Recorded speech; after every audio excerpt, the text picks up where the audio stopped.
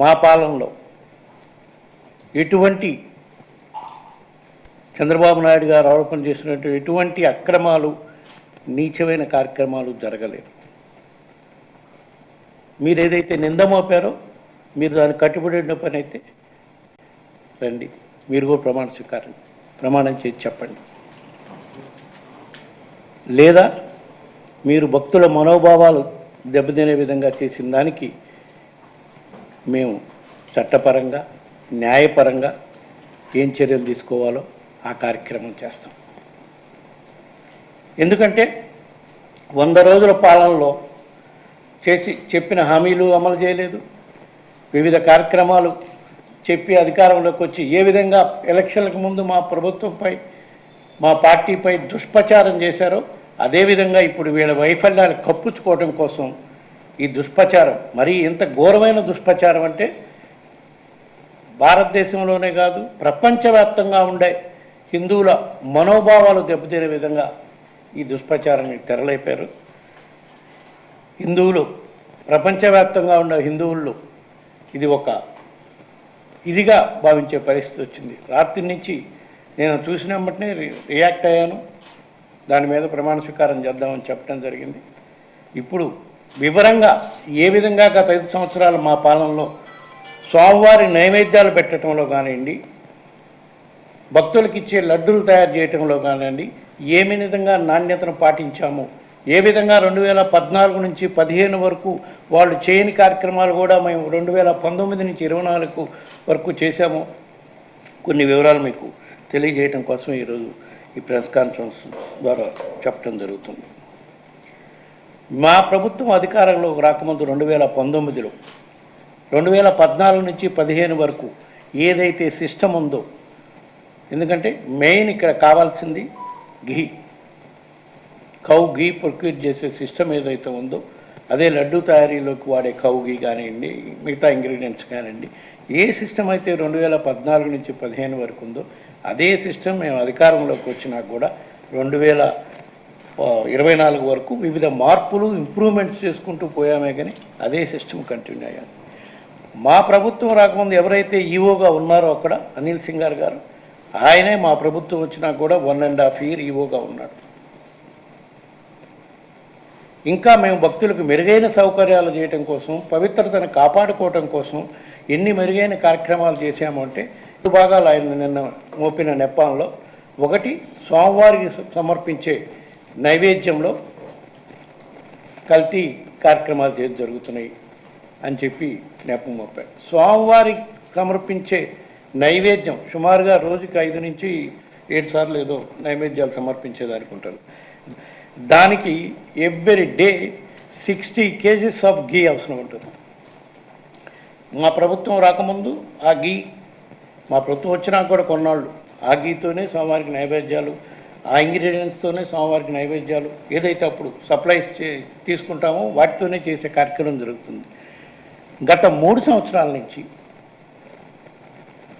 మేము ఇంకా 2 అడుగులు ముందుకు వెళ్ళి స్వామివారికి సమర్పించే నైవేద్యానికి ఘీ కానివ్వండి, వాడే ఇంగ్రీడియంట్స్ కానివ్వండి, అంటే రైసు, డాలు, ఇవన్నీ వాటెవర్, అంటే వివిధ రకాల నైవేద్యాలు సమర్పిస్తుంటారు స్వామివారికి, పొంగలు, పాయసం, రకరకాలుగా పులిహార సంబంధించిన ఐటమ్స్ అన్నీ కూడా స్వామివారికి సమర్పించే నైవేద్యంలో వాడే ఐటమ్స్, ఇంగ్రీడియంట్స్ అన్నీ కూడా మామూలుగా మార్కెట్ నుంచి కొంటే ఆ మార్కెట్లో దొరికే ఐటమ్స్ అన్నీ కూడా మామూలుగా పండించి ఎరువులు, పురుగు మందులు వాడిన పదార్థాలతో పండిస్తారు.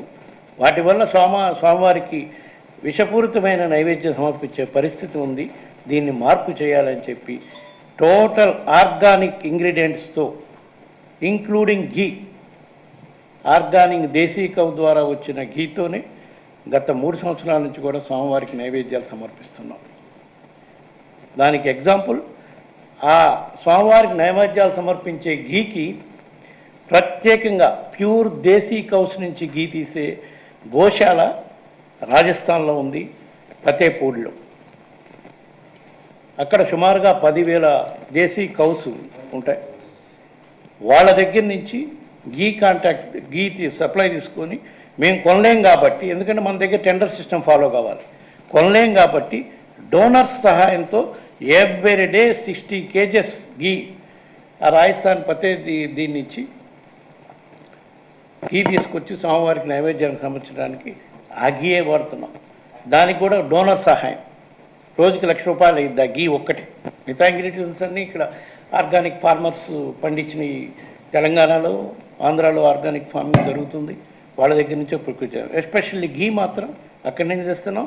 దాన్ని కూడా ఒక డోనర్ సహాయంతో రోజుకి ₹1,00,000, నెలకు 30 లక్షలు. ఇప్పుడు దాకా 3 సంవత్సరాల నుంచి ఆ డోనరు దాదాపు 10 crores దాకా ఈ గీతో నైవేద్యం చేయడానికి డొనేట్ చేస్తున్నాడు. అదేవిధంగా మళ్ళా దీన్ని పర్మనెంట్గా స్వామివారి నైవేద్యాల వరకు ఇప్పుడు మనం ఏదైతే చేస్తున్నామో స్వచ్ఛమైన పదార్థాలతో చేసి ఇవ్వాలని, దీన్ని పర్మనెంట్గా ఎస్టాబ్లిష్ చేయాలని మా గోశాలలో రాజస్థాన్ నుంచి తిరుమల తిరుపతి దేవస్థానం గోశాల ఉంది. దాంట్లో 550 దేశీయ ఆవుల్ని గుజరాత్ నుంచి, రాజస్థాన్ నుంచి తీసుకొచ్చి ఆ గోశాలలోనే వాటిని అన్నీ చేసి వాటి నుంచి వచ్చే పాల ద్వారా స్వామివారికి నిత్యము నైవేద్యాలకు అవసరమైన 60 kgs గీ పర్మనెంట్గా తయారు చేసుకునే కార్యక్రమం చేయాలని ఆ ప్లాంట్ కూడా పెట్టడం జరిగింది. ఆ ghee manufacturing, milk chilling and ghee manufacturing plant అది మా ప్రభుత్వం అధికారంలో ఉండేప్పటికి పూర్తి స్థాయిలో అయిపోయింది. బహుశా ఇప్పుడు నేను పొద్దున కూడా ట్రై చేశాను కనుక్కోవడానికి, అది కంప్లీట్ అయిపోయి ఓపెనింగ్ కూడా రెడీగా ఉంది.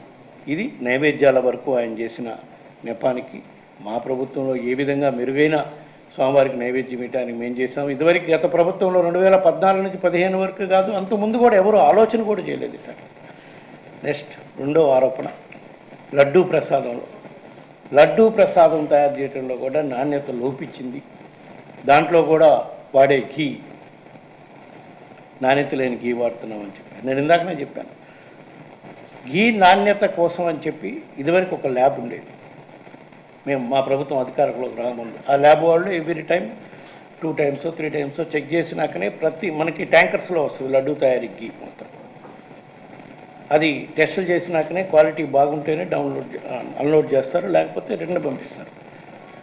లోకడ ఎన్నిసార్లు ఆ విధంగా రిటర్న్ చేశారో నాకు తెలియదు. కానీ మా ప్రభుత్వం వచ్చినాక 2019 నుంచి 24 వరకు కూడా నా ఉద్దేశం సుమారుగా ఓ 10 సార్లు ఆ విధంగా ట్యాంకర్లు రిటర్న్ పంపిన దాఖలాలు ఉన్నాయి, కింది క్వాలిటీ బాగాలేక.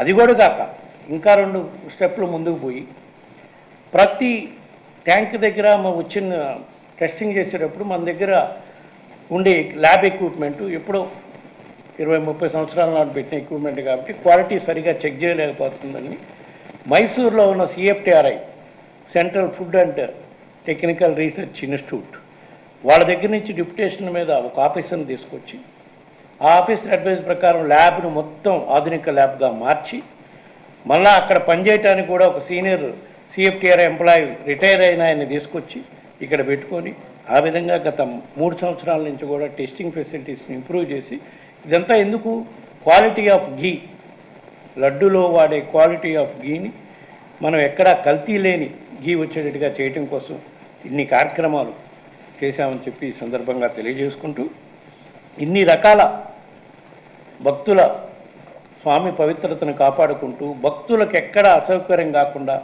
ఇన్ని కార్యక్రమాలు చేసిన మా ప్రభుత్వంపై, మా పార్టీపై ఇంత ఘోరమైన ఎందుకు మోపారు ఈ నెపం అంటే, ప్రజల దృష్టిలో మేము దుష్ప్రచారం చేసి నమ్మించే కార్యక్రమం చేయాలని చూస్తున్నాడు. ఇది చాలా నీచమైన ఆరోపణ.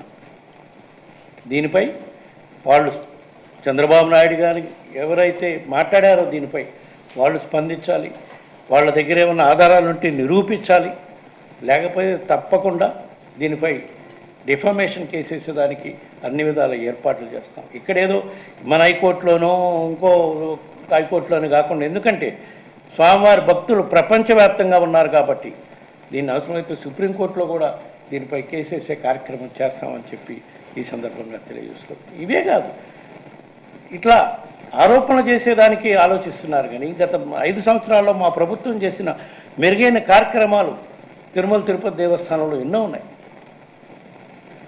అవన్నీ పక్కన పెట్టి వీళ్ళు దుష్ప్రచారం చేయటం కోసం, మా మీద నింద మోపటం కోసం, రాజకీయ లబ్ధి కోసం, స్వార్థ ప్రయోజనాల కోసం ఆరోపణలు చేసే కార్యక్రమం, ఇంతటి ఘోరమైన ఆరోపణలు చేసే కార్యక్రమం చేస్తున్నారని చెప్పి తెలియజేసుకుంటున్నా. అదేవిధంగా vigilance commission, vigilance and enquiry department అని నోటీసులు ఇచ్చారు మాకందరికీ. మాకు ఇచ్చారు, మిగతా ఆఫీసర్లు కూడా ఎవరెవరికి ఇచ్చారో నాకు తెలియదు. ఇచ్చినప్పుడు మేము చెప్పాం, ఆ ఆఫీసర్లు మాకు రాస్తున్నారు, మా దగ్గర మెటీరియల్ ఉంటుంది. నేను ఎప్పుడో 3 సంవత్సరాలు 4 సంవత్సరాలు చైర్మన్గా ఉన్నా, వాళ్ళ దగ్గర అడిగిన ఇన్ఫర్మేషన్ నా దగ్గర ఉండదు. రికార్డు ఏదైనా పంపిస్తే ఏ నిర్ణయమైనా ఎట్లా తీసుకున్నాం ఏందో చెప్తామంటే మాకు ఇన్ఫర్మేషన్ ఇయ్యరు. ఇవన్నీ బోర్డు డిసిషన్స్, బోర్డులో డిసిషన్ ప్రతి నిర్ణయం బోర్డులో తీసుకుంది. బోర్డు సభ్యులతో పాటు ఎక్స్కప్షో మెంబర్స్ గవర్నమెంట్ సైడ్ నుంచి ఉన్నారు. అన్నీ తీసుకున్నాం, అన్ని నిర్ణయాలు తీసుకోవడం జరిగింది. ఇంప్లిమెంట్ చేసే ఆఫీసర్లు వాళ్ళ ప్రేమను ఏమి లేకుండా పేపర్లో వస్తుంది. నిన్నో మొన్నో ఒక పేపర్లో విజిలెన్స్ రిపోర్ట్ అయిపోయింది, 520 కోట్ల రూపాయల దోపిడీ జరిగింది అని చెప్పి పేపర్ రైటింగ్ వస్తుంది. సో ఏ స్థాయిలో దుష్ప్రచారం చేసే కార్యక్రమం చేస్తున్నారంటే చూడండి. దాని మీద కూడా ఈరోజు కోర్టుకు వెళ్తున్నాం. సో వీటన్నిటిపై నిగ్గు తేల్చే కార్యక్రమం చేస్తాం.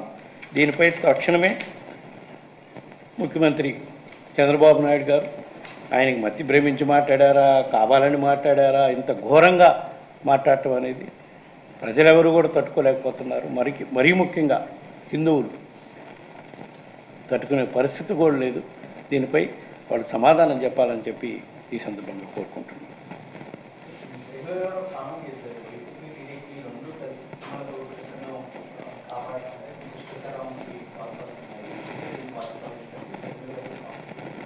నింద వేసింది ఎవరు?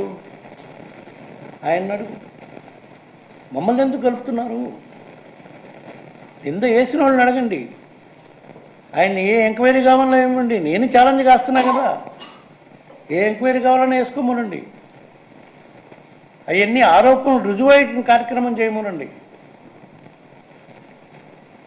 మనం మాట్లాడే ప్రతి మాట రాజకీయంగా అయితే ఎన్నో మాట్లాడుకోవచ్చు. ఇది తిరుమల పవిత్రతకి సంబంధించింది, భక్తుల మనోభావాలకు సంబంధించింది. అది కొంచెం ఆలోచించుకొని మాట్లాడాలి అని చెప్తున్నాను. నేను కూడా ఇంక రాజకీయంగా చాలా మాట్లాడవచ్చు. చంద్రబాబు నాయుడు గారు మతి భ్రమించింది, లేకపోతే కృష్ణా అదేంది వారధి బోటుతో బుద్ధి వైసీపీ వాళ్ళు పడేయాలనుకుంటున్నారు, అవన్నీ మాట్లాడుతున్నారంటే ఆయన మైండ్ సెట్ ఎట్లా ఉందో అర్థం చేసుకోవచ్చు. ఇప్పుడు ఇది చూసినాక ఇంకా పూర్తిగా అర్థమవుతుంది. అవన్నీ మాట్లాడదలుచుకోవచ్చు. ఎందుకంటే ఇది చాలా తప్పు ఆయన మాట్లాడింది.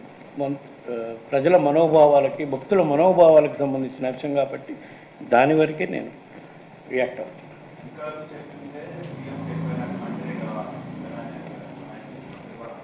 అధికారులు చెప్పని, ఎవరైనా చెప్పని, మనం మాట్లాడేటప్పుడు బాధ్యతమైన పదవిలో ఉన్నప్పుడు దానికి బాధ్యత నువ్వు తీసుకోవాలి. మాట్లాడింది నువ్వా అధికారా? ఇప్పుడు నేను ఎందుకు బాధ్యత తీసుకొని చెప్తున్నాను?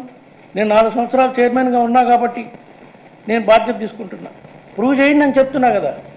ఇటువంటి నీచమైన కార్యక్రమం తిరుమల తిరుపతి దేవస్థానంలో మా ప్రభుత్వం అధికారంలోకి వచ్చినాక ఎప్పుడు జరగలేదు. 5 సంవత్సరాల్లో ఛాలెంజ్ కాస్తున్నాను నేను. చంద్రబాబు నాయుడు గారిని రమ్మనండి, రుజువు చేయమనండి. ఆయన అధికారంలో ఉన్నాడు, ఏ ఎంక్వైరీని వేసుకోమనండి. కూటమి ప్రభుత్వం, ఢిల్లీలో కూడా వాళ్ళది ప్రభుత్వం, ఏ ఎంక్వైరీని వేసుకోమనండి. మేము రెడీగా ఉన్నాం. లేని పక్షంలో మేము న్యాయ పోరాటానికి సిద్ధమవుతాం తప్పకుండా. ఎందుకంటే 2 కారణాలు, రాజకీయ లబ్ధి కోసం కాదు, తిరుమల పవిత్రతను కాపాడటం కోసం మేమెంతా మెరుగ్గా సేవ చేశాం. అదేవిధంగా ప్రపంచవ్యాప్తంగా ఉన్న హిందూ భక్తుల మనోభావాలు దెబ్బతినే కార్యక్రమం జరుగుతుంది కాబట్టి దీన్ని తెలియజేయాల్సిన అవసరం మాపై ఉంది. దానికోసమే న్యాయస్థానానికి పోయి కేసేసే కార్యక్రమం కూడా చేస్తాం. అవసరమైతే డిఫమేషన్ కేసు కూడా వేసే కార్యక్రమం.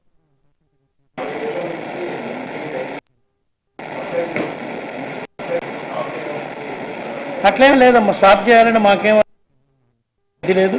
2006 నుంచి 2015లో కూడా కొన్నిసార్లు వాళ్ళు సప్లై చేసేవాళ్ళు, కొన్నిసార్లు సప్లై చేయరు నందిని డైరీ, ఎందుకంటే అది కర్ణాటక ఫెడరేషన్కి సంబంధించి. మా ప్రభుత్వం అధికారంలోకి వచ్చినా కూడా కొన్నిసార్లు వాళ్ళు సప్లై చేశారు. అంటే పేర్లు వాటి జోలికి పోవడం అనేది టెండర్ సిస్టమ్. నేను ట్రాన్స్పరెన్సీగా పోవాలని టెండర్ సిస్టానికి డివేట్ కాదలుచుకోవాలి. వాళ్ళు టెండర్ సిస్టంలో పార్టిసిపేట్ చేయడానికి కొంత ఎస్టేట్ చేశారు. దానికి కారణం వాళ్ళు చెప్పిన కారణాలు, వేరే కారణాలు ఉన్నాయి. అవన్నీ ఇప్పుడు మనం మాట్లాడుకోవటం కరెక్ట్ కాదు. బట్ సప్లయర్స్ ఎవరు అనేది కాదు, మనకి నాణ్యమైన గీ వస్తుందా రాదా, నాణ్యమైన గిలి సప్లై జరుగుతుందా లేదా.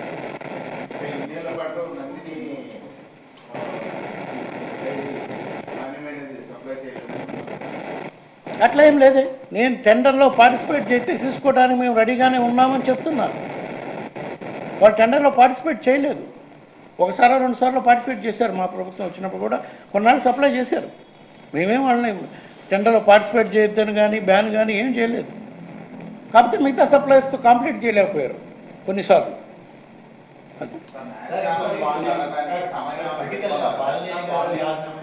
రాజకీయాలు నేను మాట్లాడనని చెప్పాను. ఇది కేవలం ఏ దురుద్దేశంతో చంద్రబాబు నాయుడు గారు మాట్లాడారో ఆ సబ్జెక్టుకే పరిమితం. Let him complete. I will give. చూద్దాం, ఇమీడియట్గా ఆ కార్యక్రమం కూడా చేస్తాం. ఎందుకంటే లేట్ కాకూడదు ఇట్లాంటి విషయాల్లో. ఎందుకంటే భక్తుల మనోభావాలకు సంబంధించిన విషయం కాబట్టి. ఎందుకంటే రకరకాలుగా ఫోన్లు చేసి అడిగేవాళ్ళు, వాళ్ళందరికీ కూడా మనం సమాధానం చెప్పే కన్నా డైరెక్ట్గా కోర్టుకు వెళ్తేనే better. Right. Chandrababu Naidu is not alone in making allegations, rather BJP is also supporting those. So what's your say on that? That's what I'm telling both of them in power here and Delhi. Let them call for an inquiry, whatever they want. Agency or state agency. Let them call for inquiry. I am ready to face. We are ready to face.